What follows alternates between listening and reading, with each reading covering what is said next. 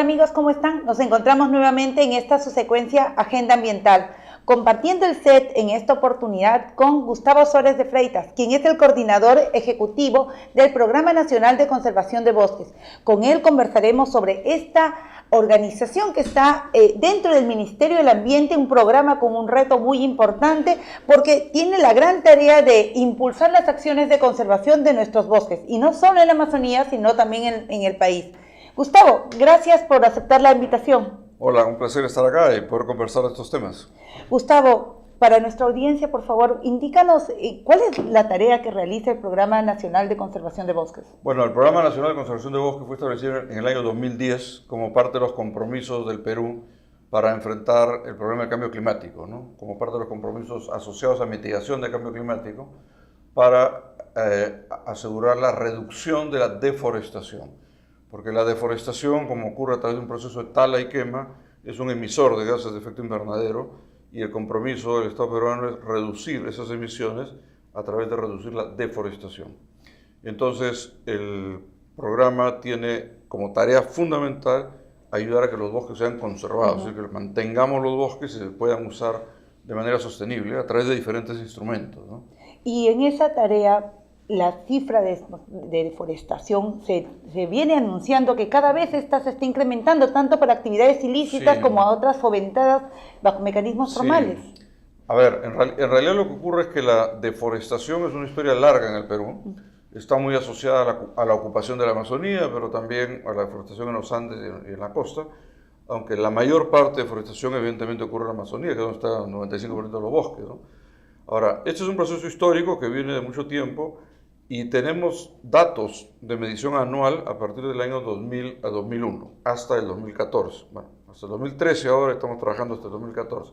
Entonces, a partir del 2000 sabemos exactamente cuánto se ha deforestado cada año. En lo anterior tenemos una cifra gruesa de 7,5 millones de hectáreas deforestadas, pero no sabemos a qué ritmo, ¿no? Porque ha ido variando a lo largo del tiempo. Y del periodo que tenemos medido, hay una tendencia creciente de deforestación de poco menos de 90.000 hectáreas en el periodo 2000-2001, 80 y tantas mil, hasta 148.000 más o menos el año pasado. Entonces, un promedio de más de 124.000 hectáreas por año en este periodo de 13 años, ¿no? Entonces, allí claramente hay un diagnóstico de un problema.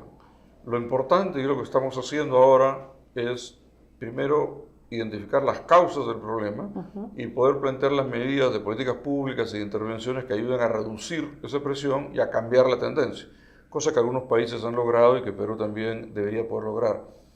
Para poder orientar ese trabajo, lo que venimos, en lo que estamos enfrascados desde el año pasado es en elaborar lo que estamos llamando la Estrategia Nacional de Bosques y Cambio Climático. Para algunos eso es el equivalente a una Estrategia Nacional RED, solo que RED es un instrumento que ayuda a financiar la reducción de deforestación, pero en realidad el objetivo es reducir deforestación. Y el nombre que le hemos querido dar es el que vincula a los bosques y el cambio climático, ¿no? Entonces, en este proceso, que hasta ahora es un proceso técnico relativamente cerrado, lo que estamos haciendo es identificar cuáles son las causas, quiénes son los actores, dónde está ocurriendo, y también identificar entonces cuáles son las medidas que pueden ser implementadas para enfrentar el problema.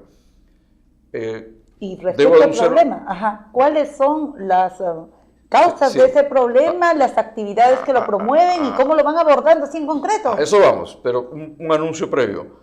Dije, hasta ahora la estrategia es un proceso técnico cerrado, pero estamos a la espera de que se apruebe una resolución suprema que conforme una comisión multisectorial que va a ser presidida por el viceministro de Desarrollo Estratégico y Recursos Naturales del MINAM, pero la Secretaría Técnica va a estar a cargo del CERFOR, del Ministerio de Agricultura, para trabajar conjuntamente y con intervención de otros ministerios, incluido MEF, Relaciones Exteriores y Cultura, por el tema de interculturalidad, para conducir el proceso de discusión pública de la estrategia.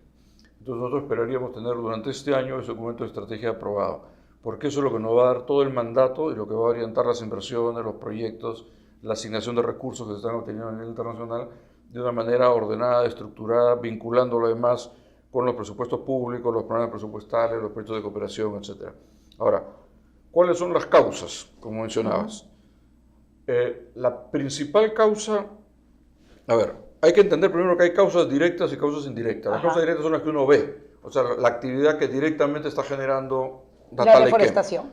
De eso no hay duda, más del 90%, 95% de toda la deforestación, depende de los años, está asociada a tala y quema de bosques para convertir esa tierra con bosques a una tierra bajo otros usos como agricultura, ganadería. Entonces ahí hay tres datos que son muy importantes entender, ¿no? Uno es que la mitad de toda la deforestación, en realidad el 48%, ocurre sobre tierras que no tienen derechos asignados y que no tienen una categoría legal asignada, es decir, no son comunidad nativa, no son parque nacional, no son bosque de protección, no son bosque de producción, no son concesiones. Pero son tierras del Estado. Son tierras del Estado, que son tierras públicas, con bosque, pero como no tienen ningún derecho en ninguna categoría legal, son las más vulnerables. Digamos. Porque además no hay una presencia para Exactamente. asociada. El Estado no tiene una presencia para cuidar, entonces, claro, esas son las más expuestas, más vulnerables y casi la mitad de toda la deforestación ocurre ahí. Eso quiere decir, y esa es la importancia de estos diagnósticos, que una tarea fundamental es superar esa situación y por tanto terminar de hacer el ordenamiento forestal, crear las áreas protegidas que falten, titular las comunidades nativas que faltan, reconocer, en fin, crear más reservas comunales, todo lo que está previsto en muchos casos hay que terminar de hacerlo para cerrar. También es importante reconocer que hay que titular a los colonos, a los que tienen tierras ocupadas hace muchos años y que no tienen derecho asignado, por otra razón que voy a mencionar luego, ¿no? El 80% o más del 80% de la deforestación ocurre sobre tierras que son de capacidad de uso mayor forestal o de protección. O sea, ¿qué quiere decir esto? Que en esas tierras, o sea, en el 80% de lo históricamente deforestado en el Perú, la probabilidad de tener una agricultura sostenible es muy baja. Porque, claro, uno puede hacer agricultura en cualquier suelo. La gracia está en que esa agricultura se pueda mantener a lo largo del tiempo, de manera que sea económicamente rentable.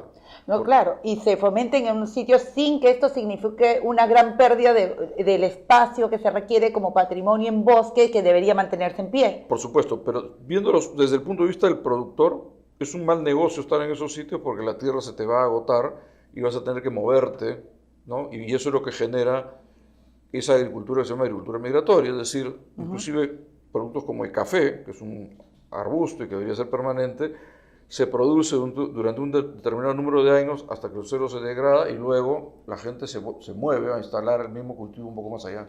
Claro. Gustavo, nos está quedando corto el tiempo. En la segunda bloque continuamos profundizando este tema. Amigos, vamos a un corte y regresamos en Agenda Ambiental.